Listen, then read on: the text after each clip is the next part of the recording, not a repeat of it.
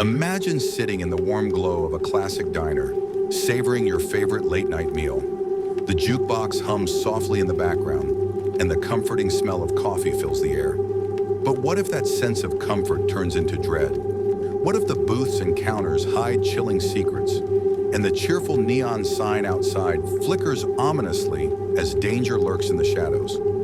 These are not just stories. They're real accounts of terror in the most unexpected place.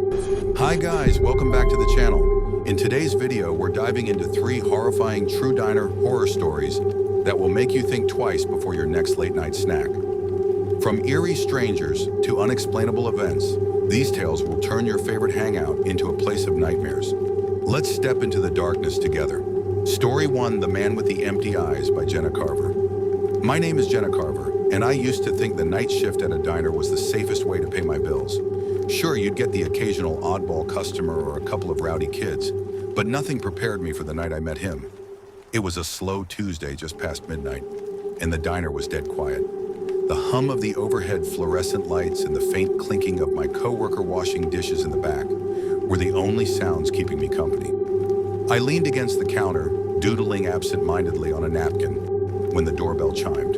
He walked in. At first glance, he seemed normal, tall, dressed in a plain black coat, with short, neatly combed hair. But there was something about him that immediately put me on edge.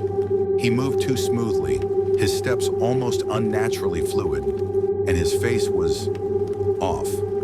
He wasn't unattractive, but his features were unnervingly symmetrical, like a doll. And then there were his eyes. They were dark, not just in color, but in the way they seemed to swallow light. It wasn't the kind of stare you could brush off. It felt invasive, like he was peeling back layers of your mind with every glance. "Evening," he said, his voice smooth but devoid of emotion. "Hi, welcome to Sadie's Diner," I replied, trying to keep my voice steady. "Sit anywhere you'd like." He chose the booth in the farthest corner, where the flickering light overhead barely reached.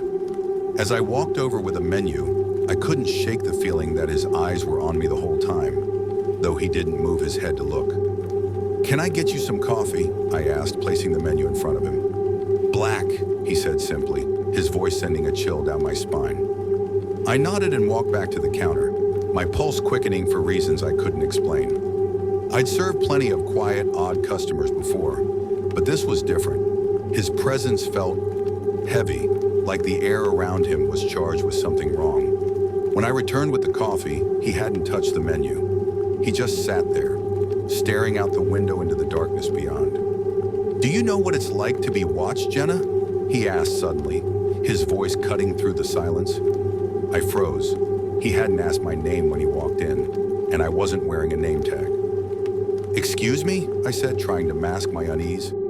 "Do you know what it's like to feel eyes on you even when you're alone?" he repeated, turning to look directly at me. His stare pinned me in place like a predator sizing up its prey.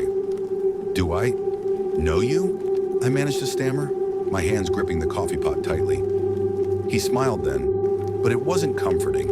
It was the kind of smile you'd expect from someone who knew a secret about you they weren't supposed to. "Not yet," he said cryptically. I backed away, deciding to keep my distance. Maybe he was just a weirdo trying to mess with me, I thought. But the knot in my stomach told me otherwise. Minutes passed. He didn't touch his coffee. He didn't move. He just sat there, staring out the window again. The air in the diner felt colder, though the thermostat hadn't changed. My coworker, Lisa, came out of the kitchen, drying her hands on her apron. "What's with the guy in the corner?" she whispered, glancing at him nervously. "I don't know," I whispered back. "He's weird." Lisa frowned. "I don't like him. Feels like he's sucking the life out of this place." She wasn't wrong. The cheerful atmosphere of the diner, usually bright even during the night shift, felt dimmed. An hour passed and he still hadn't moved. The coffee sat untouched, now cold. I decided I couldn't take it anymore. I approached the booth cautiously, trying to appear casual. "Is there anything else I can get you?" I asked, forcing a smile. He didn't answer immediately. Instead, he tilted his head slightly, like he was listening to something only he could hear. "Have you ever wondered what it feels like to disappear?" he asked softly, almost to himself. "I'm sorry, I don't understand," I replied, my voice shaking. He looked up at me then, and for the first time, I noticed something horrifying. His eyes, they weren't just dark, they were empty. The irises were so black, they seemed like endless voids. And as I stared, I felt myself being drawn in, like I was standing on the edge of a cliff, teetering. "I think you do," he said. That was it. I couldn't take it anymore. "Look, if you're not ordering anything else, I'm going to have to ask you to leave," I said, summoning every ounce of courage I had. He didn't respond. Instead, he smiled again, that same unsettling, knowing smile, and stood up. He didn't move like a normal person. It was too smooth, too deliberate, like every motion was rehearsed. As he walked to the door, he stopped and turned to face me one last time. "Good night, Jenna. I'll see you soon." And then he was gone. I locked the door behind him, my hands trembling. Lisa and I stayed close together for the rest of the night, too unnerved to speak much. The next morning, as I was leaving my shift, I found something tucked under the windshield wiper of my car. It was a napkin from the diner, and written on it in bold, neat handwriting were the words, "Still watching." I never saw him again, but I've never felt truly alone since that night. Even now, years later, I sometimes catch the feeling of being watched, especially in the dark corners of my home. And every so often, when I close my eyes, I see those empty, endless eyes staring back at me. Story 2, The Diner That Wasn't There, by Lucas Holloway. My name is Lucas Holloway, and what I'm about to share with you is something I still can't fully explain. It happened about 3 years ago, during a road trip with my two closest friends, Caleb and Nick. We were driving through the Appalachian Mountains late at night, trying to make it to our next stop before dawn. But a heavy storm rolled in, and soon the winding mountain roads became nearly impossible to navigate. We were cold, hungry, and utterly exhausted when we saw it. A small diner glowing softly in the rain, its neon sign blinking. Margie's Diner, open 24 hours.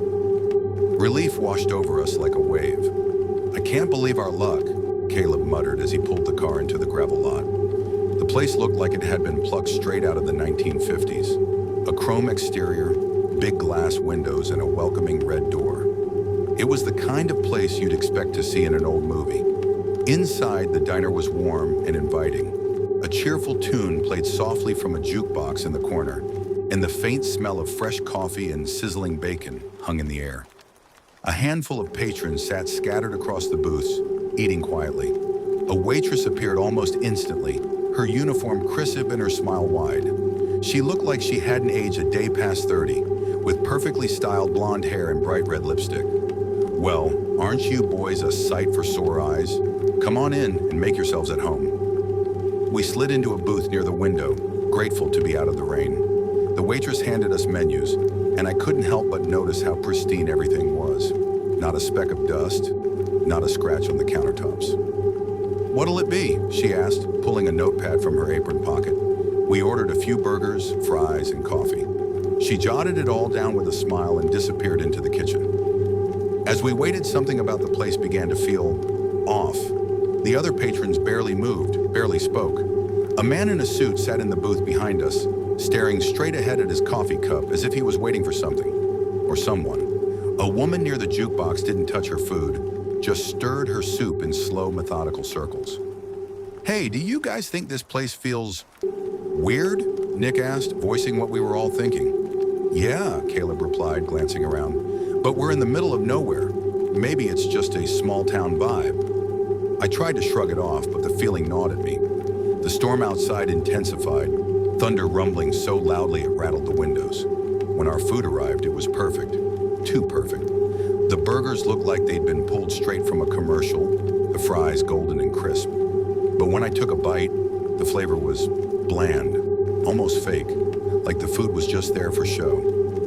"Is it just me, or does this taste weird?" I asked.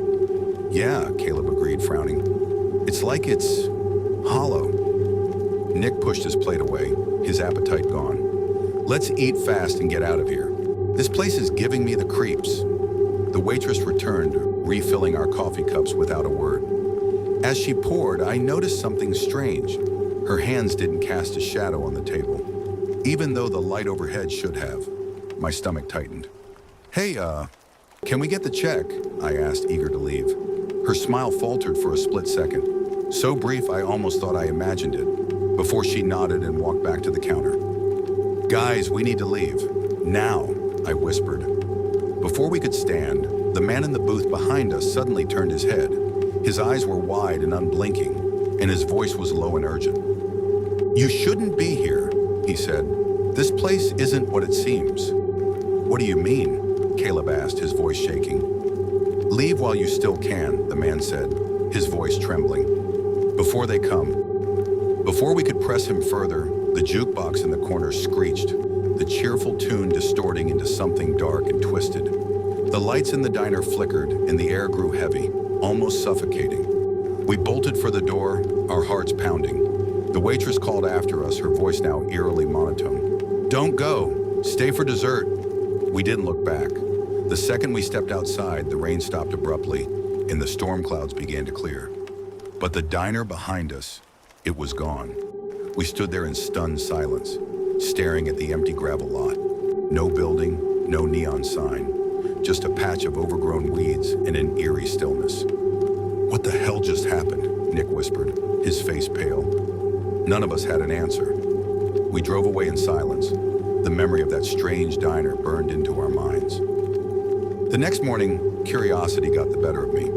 I searched online for Margie's Diner, hoping to find some explanation. What I found chilled me to the core. Margie's Diner had been a popular roadside stop in the 1960s until it burned to the ground in 1965, killing everyone inside. Witnesses claimed the fire started out of nowhere, spreading too fast for anyone to escape. We hadn't seen a diner that night. We'd seen something else, something that shouldn't exist. Even now, I don't drive through the mountains at night. I don't trust what I might find, or what might find me. Story 3, The Last Booth on the Left, by Ava Penrose. My name is Ava Penrose, and for 3 years I worked the night shift at a small, family-owned diner called Evelyn's Eats. It wasn't much, a simple, cozy spot with checkered floors, red vinyl booths, and the faint smell of grease that never quite left the air. The regulars were friendly, the food was decent, and the tips kept me afloat. But there was one thing about that place I'll never forget. The man who always sat in the last booth on the left. It started on a chilly October night, a little past midnight.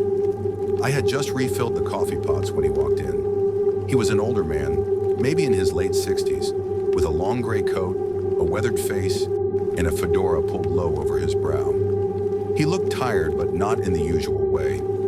There was a heaviness to him, like he carried the weight of something far worse than exhaustion. Good evening, I said with a smile, trying to shake off the strange vibe he brought with him. Sit wherever you'd like. Without a word, he walked straight to the last booth on the left, tucked away in the corner near the window. I followed him with a menu, noticing how deliberate his movements were, like he had been here before and knew exactly where he was going. Can I get you started with some coffee? I asked, placing the menu in front of him. He nodded slowly, not looking up. His voice was low and gravelly when he finally spoke. Black, and make sure it's fresh. I brought him the coffee and watched as he sat there, staring out the window into the empty parking lot. He didn't touch the menu, didn't sip the coffee, he just waited. Hours passed and he didn't order anything else. Occasionally, he'd glance at his watch and tap the table with his fingers, a soft, rhythmic sound that grated on my nerves. Waiting for someone? I finally asked, breaking the silence. He looked up at me then, and for the first time I saw his eyes, gray and dull, like the life had been drained out of them. Yes, he said simply. She'll be here soon. I nodded, unsure of what to say. Something about him felt wrong, but I couldn't put my finger on it. The next night, he was back. Same time, same booth, same order. Black coffee, untouched. This went on for weeks. He never missed a night, and he always sat in the same spot. He barely spoke, and when he did, it was always the same cryptic response. She'll be here soon. One night, curiosity got the better of me. As I refilled his coffee, I decided to press him. Who are you waiting for? I asked, trying to sound casual. He didn't answer right away. Instead, he reached into his coat pocket and pulled out a small, faded photograph. He slid it across the table, and I picked it up hesitantly. It was a black and white photo of a young woman in a simple dress, her dark hair styled in soft curls. She was smiling, but her eyes carried a sadness I couldn't ignore. "Her name is Eleanor," he said softly. "She promised she'd meet me here." Something about his tone made my skin crawl. The photo looked like it was from the 1950s, but there was no way this man could have been waiting that long. "When did she promise?" I asked, my voice barely above a whisper. He looked up at me with those empty eyes. "A long time ago." That was the last conversation we had. After that, he stopped talking altogether. He'd come in, sit in his booth, and wait in silence. Then one night, he didn't show up. I didn't think much of it at first. Maybe he'd finally given up, or maybe he'd moved on. But a part of me couldn't shake the feeling that something had happened. A few days later, I mentioned the man to Evelyn, the diner's owner. She frowned, her face going pale. "What booth did he sit in?" she asked. "The last one on the left," I said, confused. Evelyn's expression darkened. "That booth has a history," she said. She went on to tell me about a tragic incident that had happened decades ago. In the 1950s, a young woman named Eleanor was supposed to meet her fiancé at the diner. He waited for her in the last booth on the left, but she never showed. On her way to the diner, she'd been struck by a drunk driver and killed instantly. The fiancé, overcome with grief, returned to the diner every night for months, waiting for her. "He eventually stopped coming," Evelyn said. "Or so we thought." Chills ran down my spine. The man's cryptic words, his obsession with the booth, the photograph, it all made a horrible kind of sense. That same night, as I closed up the diner, I couldn't shake the feeling that I was being watched. The air felt heavy, and the fluorescent lights flickered as I wiped down the tables. When I reached the last booth on the left, I froze. The photograph of Eleanor was lying on the table. I hadn't seen it since the man showed it to me weeks ago, and there was no way it could have gotten there on its own. I grabbed my things and left in a hurry, locking the door behind me. To this day, I don't know what I experienced in that diner. The man never returned, but sometimes when I drive past late at night, I see a faint figure sitting in that booth, waiting patiently for someone who will never come. Thanks for watching. If you like this video, please like, share, and subscribe to our channel for more creepy stories. Which of these true stories gave you a chilling experience? Let us know. Until next time, stay curious, stay safe, and remember, sometimes the scariest stories are the ones that are real.